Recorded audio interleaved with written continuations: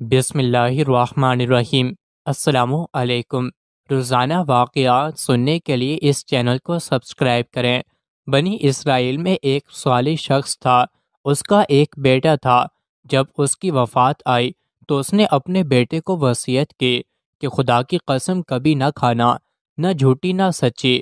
جب وہ مر گیا اور لوگوں نے یہ سنا تو اس کے بیٹے کے پاس آئے اور آ کر کہنے لگا کہ تیرے باپ کے ذمے میرا اتنا قرض تھا۔ وہ ہر ایک کو اس کے کہنے کے مطابق رقم دیتا رہا، حتیٰ کہ یہ بیچارہ مفلس ہو گیا، اور جب پھوٹی کوڑی بھی اس کے پاس باقی نہ رہی تو اپنی بیوی اور 2 بچوں کو ساتھ لے کر نکل کھڑا ہوا اور دریا میں کشتی پر سوار ہو گیا۔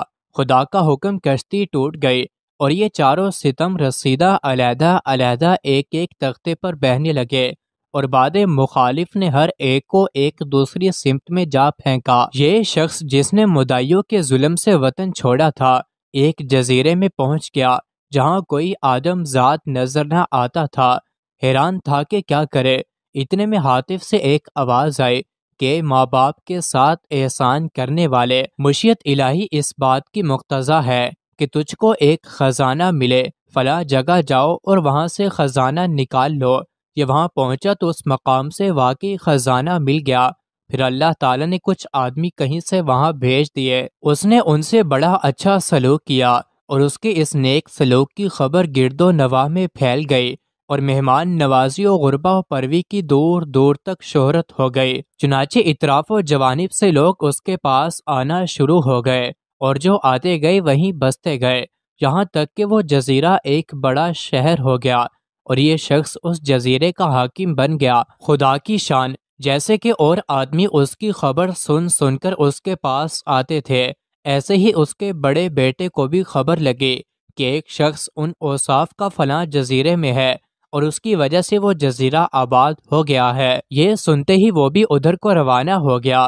جب وہ وہاں پہنچا تو حاکم سے ملاقات کی، اور حاکم جزیرے سے ملاقات کی۔ حاکم جزیرے نے اس کی بڑی آہو بھگت اور خدمت کی، اور اسے اپنے خاص لوگوں میں داخل کر لیا۔ باوجود اس کے وہ ایک دوسرے سے ناواقف ہی رہے اور اپنے رشتے سے بے خبر ہی رہے۔ اسی طرح اس کے دوسرے بیٹے کو خبر لگی، اور وہ بھی حاضر خدمت ہو کر اپنے بڑے بھائی کی طرح شرف خدمت سے بہرہ یاب ہوا۔ ابھی تک ایک کا حال دوسرے سے مخفی ہی تھا۔ اب حاکم جزیرے کی بیوی کا حال سنیے کہ وہ کسی دوسرے جزیرے میں پہنچ گئی، اور ایک شخص نے اسے اپنے گھر میں ڈال دیا۔ جب اس شخص کو بھی اس حاکم جزیرے کی سخاوت کا علم ہوا تو وہ بھی اپنی عورت کو ساتھ لے کر اس کی طرف چل پڑا۔ جب جزیرے کے قریب پہنچا تو عورت کو کشتی میں چھوڑ کر اور کچھ ہدیہ لے کر حاکم جزیرے کے پاس پہنچا۔ حاکم نے اس کی خاطر و مدارت کے بعد کہا کہ یہیں رہو۔ اس نے بتایا کہ میں اپنی عورت کشتی میں چھوڑ آیا ہوں۔ حاکم نے کہا کہ اس کی حفاظت کے لیے 2 آدمی میں وہاں بھیج دیتا ہوں۔ پھر انہیں دونوں بھائیوں کو حکم دیا کہ جاؤ اور رات بھر اس کشتی کی حفاظت کرو۔ جب وہ دونوں کشتی کے پاس پہنچے تو آپس میں صلح کرنے لگے کہ ہمیں اس عورت کی حفاظت کے لیے بھیجا گیا ہے، آؤ آپس میں کچھ باتیں کریں، اور آج تک زمانے کے حالات میں سے جو کچھ جس کو معلوم ہے وہ بیان کرے، تاکہ رات بسر ہو اور نیند نہ آئے۔ چنانچہ ایک نے پہلے اپنا ہی قصہ بیان کرنا شروع کیا اور اپنی مصیبت زدہ داستان سنانا شروع کی، اور کہا کہ ہم 2 بھائی تھے، دوسرے بھائی کا نام یہی تھا جو تمہارا ہے۔ ہمارا باپ ہم کو ہماری والدہ کے ساتھ لے کر دریا میں سوار ہوا، خدا کی قدرت کشتی ٹوٹ گئی، اور ہم سب ایک دوسرے سے الگ الگ ہو گئے اور بچھڑ گئے۔ خدا جانے کون کون کہاں کہاں جا پہنچا ہے۔ جب دوسرے نے یہ قصہ سنا تو پوچھا، تمہارے باپ کا کیا نام ہے؟ اس نے بتایا کہ فلاں نام ہے۔